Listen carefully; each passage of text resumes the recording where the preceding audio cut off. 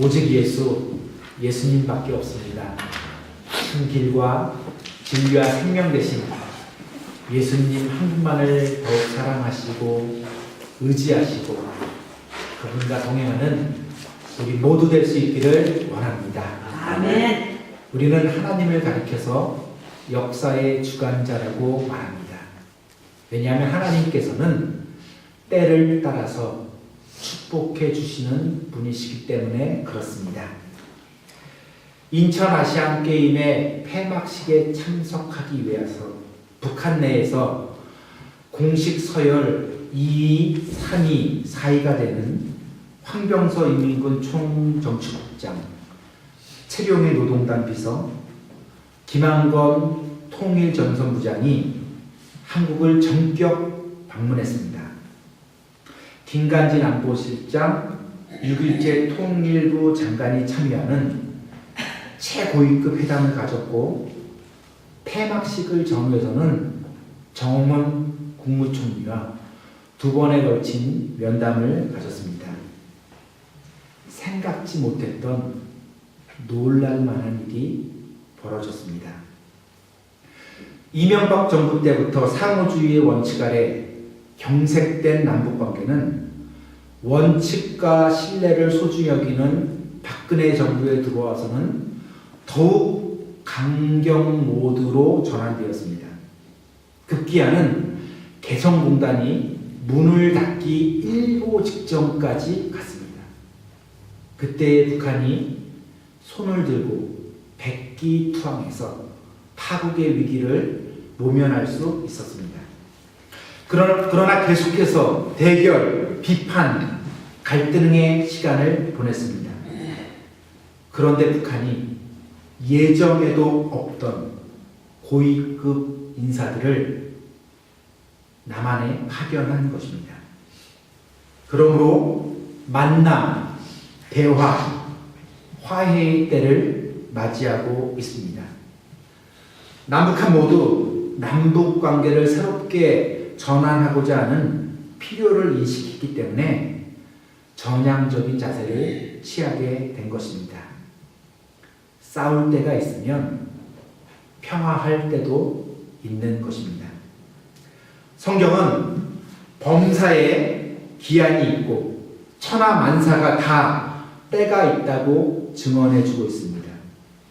날 때가 있고 죽을 때가 있으며 심을 때가 있고 심은 것을 뽑을 때가 있으며 찾을 때가 있고 잃어버릴 때가 있으며 지킬 때가 있고 버릴 때가 있으며 사랑할 때가 있고 미워할 때가 있으며 전쟁할 때가 있고 평화할 때가 있다고 합니다. 아무쪼록 이번 고위급 회담을 계기로 해서 부디 화해와 협력, 평화와 통일의 길이 열릴 수 있기를 소망합니다. 아버지 야곱의 사랑을 독차지하여 봤던 소년 요셉은 형들의 시기를 받게 되고 생명의 위협 속에서 루벤의 요청으로 간신히 죽음만은 모면하게 됩니다. 그러나 노예로 팔려가게 되고 시대장 보디발의 집에서 종살이를 하게 되고 그러다가 성실함과 충직함이 인정되어 집사 생활을 하는데 설상가상으로 억울한 누명을 쓰고 감옥살이를 하게 됩니다.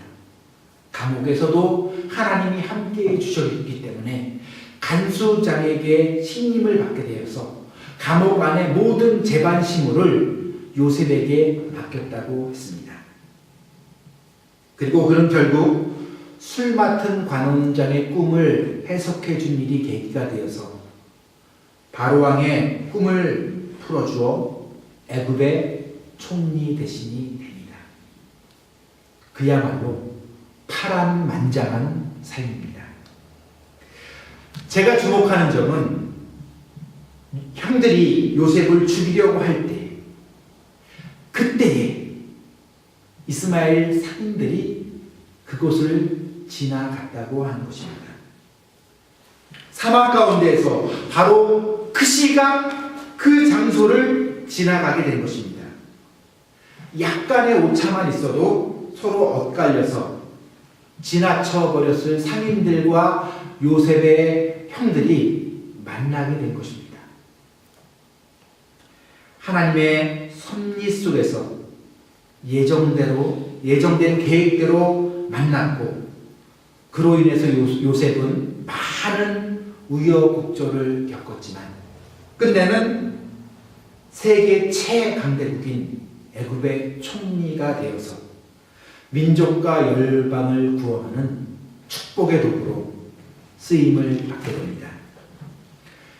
요셉이 두 번의 꿈을 통해 하나님으로부터 계시를 받았다고는 하지만, 요셉은 단지 형들이 자신에게 절하는 것만을 알았을 뿐이지 결코 그 자신이 애굽의 총리가 되어서 많은 사람의 생명을 구하는 존귀한 도구로 쓰여지게 될 줄은 꿈에도 생각하지 못했을 것입니다.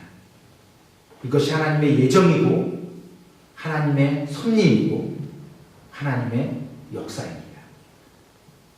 기록된 바 하나님이 자기를 사랑하는 자들을 위하여 예비하신 모든 것은 눈으로 보지 못하고 귀로 듣지 못하고 사람의 마음으로 생각지 못하였다함과 같다고 했습니다.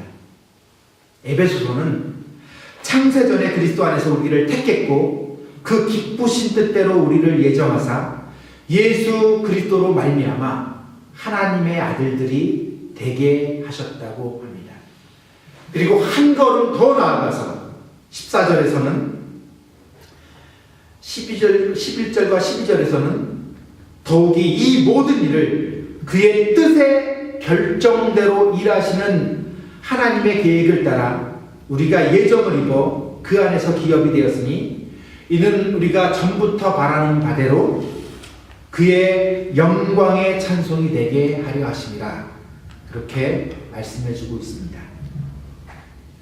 하나님의 마음이 아픈 사람이었던 다윗은 시편 139편에서 하나님을 전능하신 분으로, 모든 것을 다 아는 전지하신 분으로 찬미하고 있습니다. 주께서 나를 살펴보셨으므로 나를 아시나이다. 주께서 내가 안고 일어섬을 아시고 멀리서도 나의 생각을 밝히 하시오며 나의 모든 길과 내가 눕는 것을 살펴보셨으므로 나의 모든 행위를 익히 아시오니 여호와여 내 혀의 말을 알지 못하시는 것이 하나도 없으시나이다. 사랑하는 성도 여러분, 요셉과 다윗과 사도 바울만 그랬겠습니까? 아닙니다. 우리도 마찬가지입니다. 나를 향한 하나님의 섭리, 계획, 뜻은 완전한 것으로 오직 하나님만이 예정으로 알고 계십니다.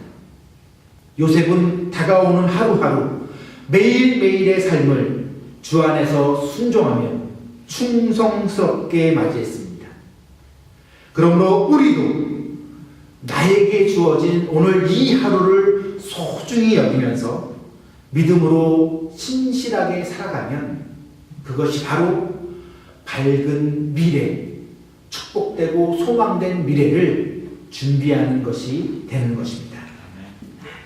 우리가 오병이어처럼 하나님께 순종과 충성으로 온전히 바쳐지면 하나님께서는 역사하셔서 만세전에 예정하시고 계획하시고 뜻하셨던 섭리대로 신비롭고도 놀랍도록 역사해 주실 것입니다.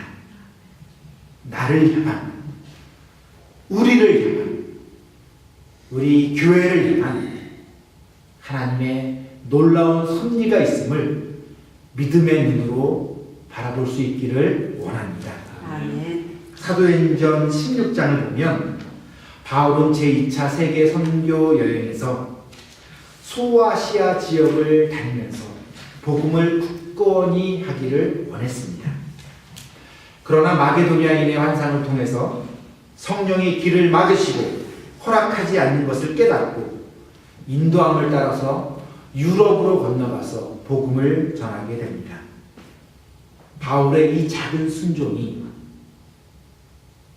이 순종의 결과가 유럽 복음화로 연결되어 영국이 해가 지지 않는 세계 최강대국일 때 세계 복음화의 아름다운 역사가 이루어지게 될 줄 바울은 꿈에도 생각지 못했을 것입니다. 이것이 하나님의 역사고 하나님의 예정이고 하나님의 섭리입니다. 한국에 왔던 언더우드 선교사도 마찬가지입니다. 어디에 있는지도 몰랐던 조선이란 나라에 와서 그가 겪었던 소외는 캄캄함이었습니다. 언더우드 선교사님의 기도문 중에서 일부를 소개해 드립니다. 보이지 않는 조선의 마음. 주여, 지금은 아무것도 보이지 않습니다.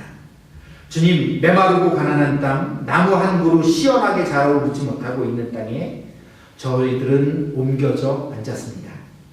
그 넓고 넓은 태평양을 어떻게 건너왔는지 그 사실이 기적입니다. 주께서 붙잡아 뚝 떨어뜨려 놓으신 듯한 이곳, 지금은 아무것도 보이지 않습니다. 보이는 것은 고집스럽게 얼룩진 어둠뿐입니다. 조선의 마음이 보이지 않습니다. 그리고 저희가 해야 할 일이 보이지 않습니다. 그러나 주님, 순종하겠습니다. 겸손하게 순종할 때 주께서 일을 시작하시고 그 하시는 일을 우리들의 영적인 눈이 볼 수 있는 날이 있을 줄 믿습니다. 지금은 예배드릴 예배당도 없고 학교도 없고 그저 경계와 의심과 멸시와 천대한만이 가득한 곳이지만 이곳이 머지않아 은총의 땅이 되리라는 것을 믿습니다. 주여, 오직 제 믿음을 붙잡아 주소서. 언더우드 선교사님도 한국에 부흥의 불길이 일어나서 세계 선교에 기여하는 사명을 감당하게 될 줄은 꿈에도 생각지 못했을 것입니다. 처해 있던 현실이 너무나도 캄캄했기 때문입니다. 그러나 여러분 기억하시기 바랍니다. 이것이 하나님의 예정이고 하나님의 섭리고 하나님의 역사입니다. 성경은 하나님의 어리석음이 사람보다 지혜롭고 이 세상이 자기 지혜로 하나님을 알 수 없기 때문에 하나님을 경외하는 것이 지혜의 근본이라고 증거해 주고 있습니다. 인간의 우둔한 머리로 하나님을 이해하려고 하는 것은 이제 막 태어난 갓난아이가 고차 방정식을 이해하려는 것보다도 100배는 더 어리석은 일입니다. 하나님과 사람은 서로 다른 성공의 기준을 갖고 있습니다. 이 세상은 돈을 많이 벌고 큰 권력과 높은 지위에 올라가고 유명해지고 좋은 집과 비싼 자동차를 타고 다니면 성공했다고 이야기합니다. 그래서 인간은 총리가 된 요셉을 성공의 대명사로 부러워합니다. 그러나 하나님은 그렇지 않습니다. 하나님이 완전하시고 행하시는 모든 일들이 온전하시고 신실하시다고 한다면 하나님의 섭리 속에 있는 모든 과정 하나하나도 다 완전하고 온전하고 선하신 일이 됩니다. 그렇다고 한다면 하나님의 예정의 관점에서 볼 때에 하나님께서는 요셉이 노예로 팔려갈 때도 선하셨고 종살이를 할 때도 신실하셨고 심지어는 억울한 누명을 쓰고 감옥에 갇혔을 때에도 완전하셨고 술 맡은 관원장이 복직된 후에 요셉을 잃어버렸을 때에도 하나님은 온전하셨습니다. 그러므로 요셉은 하나님의 입장에서 볼 때에는 형들의 시기로 생명의 위협을 받았을 때에도 노예로 팔려가고 종살이를 하게 되고 억울한 누명을 쓰고 감옥 생활을 하게 되고 인간적인 배신을 겪었던 그 순간에도 성공된 인생을 살았던 것입니다. 진정한 의미에서의 성공은 하나님의 뜻 안에서의 섭리의 역사를 이루어가고 있는 것이지, 인간적인 관점에서 하버드대에 들어가고 좋은 직장에 취직을 하고 많은 연봉을 받고 유명한 스타가 되는 것이 아닙니다.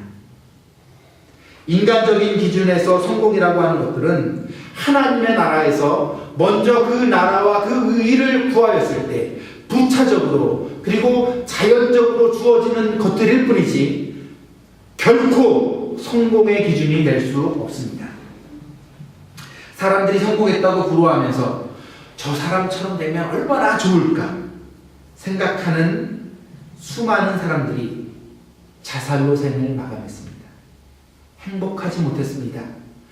불행한 인생을 살았습니다.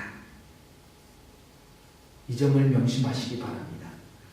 우리가 살고 있는 이 세상은 좋은 대학을 나오고 대기업을 경영하고 상상할 수 없을 만큼 큰 돈을 지니고 있는 재력가들, 권력가들, 머리 좋은 똑똑한 인간 쓰레기들에 의해서 더 크고 중대한 범죄들이 자행되고 있습니다. 힘없고 가난하고 배우지 못한 사람들의 인권을 유린하면서 재벌과 권력이 유축하고 유전무죄, 무전유죄를 이용해서 돈으로 재판의 결과까지도 마음대로 결정하면서 사탄이 원하고 기뻐하는 일들을 특권인 양 자행하고 있습니다. 불꽃 같은 눈으로 선악간의 공의로 심판하시는 하나님의 심판만이 기다리고 있을 뿐이지 결코 성공이 아닌 것입니다. 모세는 애굽에서 바로의 공주의 아들로서 자라면서 최고의 학문을 섭렵했고 왕자로서의 모든 특권을 누렸습니다. 그러나 40세가 되어 자신의 민족인 히브리인들이 고통당하는 것을 보고 살인을 저지르게 됩니다. 그리고 미디안 광야로 도망가서 40년 동안을 사막에서 외롭고 고독한 시간을 보내게 됩니다.